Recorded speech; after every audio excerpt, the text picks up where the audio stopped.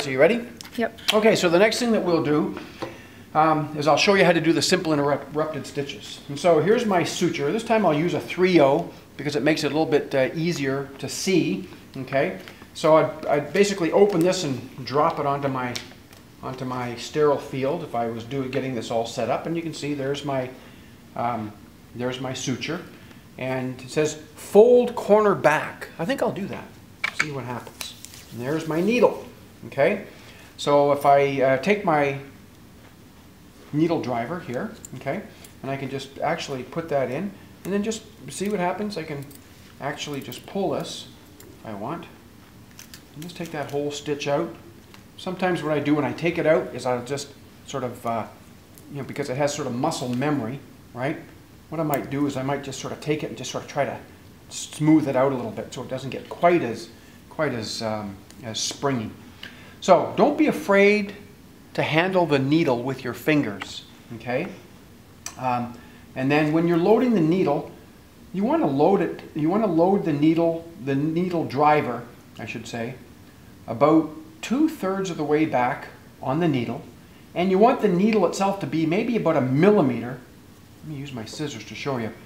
About 1 millimeter or so back from the needle end. There's the needle end there. Look at that. The needle is just about maybe 1 millimeter or 2 in.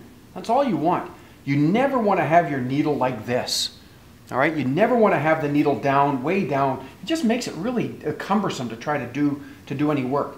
So always position your needle about 1 millimeter or so back, and you want it to be just a hair off of 90 degrees. So you see, if this were perpendicular perfectly, it would come straight off here, but it doesn't. I've got the needle coming off maybe about 95 to maybe 9800 degrees, a little bit of an angle like this. So that's the way you want it.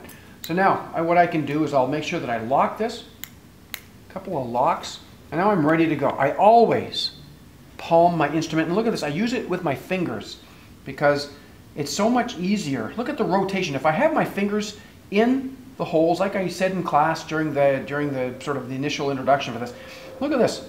You basically have rotation from about here around to here, right? But if I take my fingers out, look at this. I can bring this all the way around. I can rotate it all the way up like this. It's all done by my wrist and my fingers, and less so with my elbow.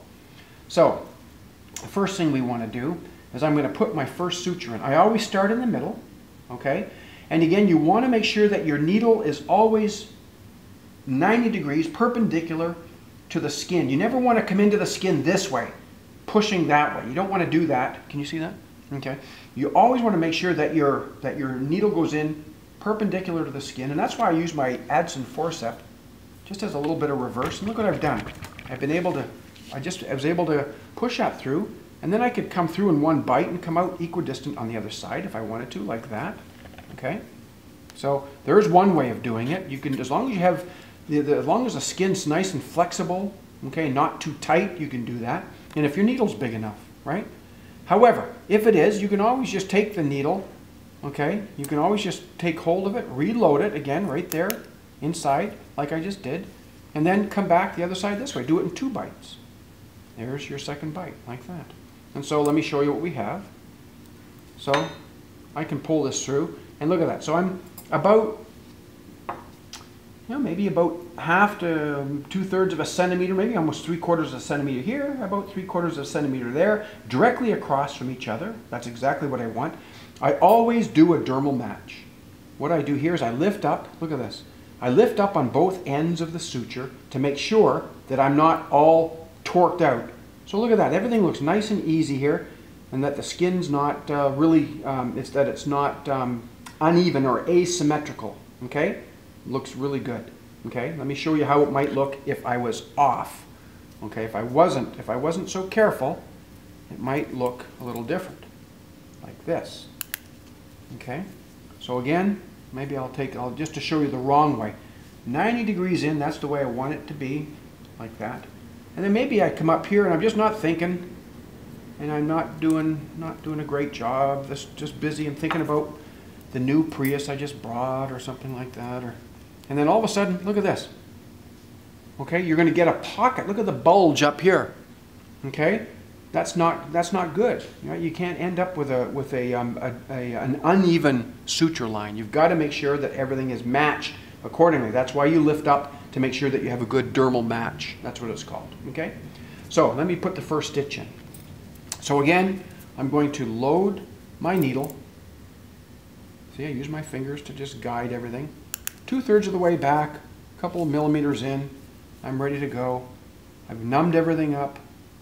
First bite, about 1/2 centimeter-ish back from the wound edge. Make sure I go directly across. Come out about the same distance on that side. Dr. Stoyanov were here doing this video. He would tell you to do just a simple throw like this. One throw like so, right? And then across. You can lock your stitch. Look at this. You might be able to lock it a bit if you just, see what I just did there?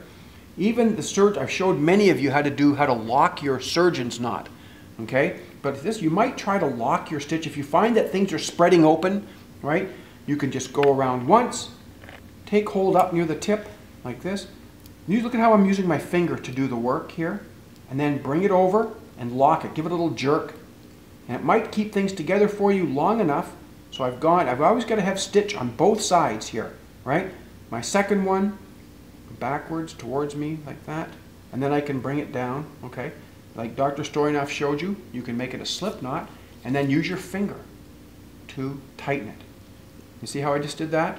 I lifted up on the short tail, and I used my finger to push down on my slip knot to lock it in place. There it is. So I've got 2 throws in there. Stoyanov says 3, Ferguson says 4, right? You got to have 4, in my estimation. My next throw is a forward, so I put my instrument over the wound again. I go forward, in other words, away from myself there. And then I'll grab. This time my hand goes this way. Look, there's my square knot going down. You can see it. And I make it nice and snug. And then my 4th throw is backwards. My instrument's going away. Look at that square knot. There it is. I know that. Once you get used to the fact it's always opposite each time, right? And then what I do is I'll take my stitch and I'll cut both of these. Just make sure. I usually do them together. I just pull it up like so. I'll bring my scissors down under the knot and sort of go up like that. I leave a couple of millimeters like that. That's fine. As Dr. Stoyanov calls it, the little bug on the. Okay, so now if I did the Ferguson test, like I showed many of you, I'd go underneath here, try to open it. Yeah, it's nice. It's not too tight. Absolutely perfect, actually. Couldn't have planned it any better if I tried. Okay, so there's one. Now, the other thing that I will do here is I always start in the middle, right? I like that because it helps me match the dermal borders. Now the next thing is I've basically now got 2 wounds, one here and one here. What do? I go in the middle. So between here and down there, I'm probably going to put one right here. I'll do one more here. Again, repeat the same process that I just did. And now that I've got one in, it's really easy to do the whole thing in one bite. Okay? There's my next stitch. Now I'm going to show you this time the surgeon's knot. Okay? The surgeon's knot is you do a double on the first throw and then 3 singles. So here's my double. Instrument over the wound, right? Wrap it once away from myself. Wrap it twice away from myself. Take hold of the tip. Now look at that. There's my square knot. And then if I want to lock it, same idea.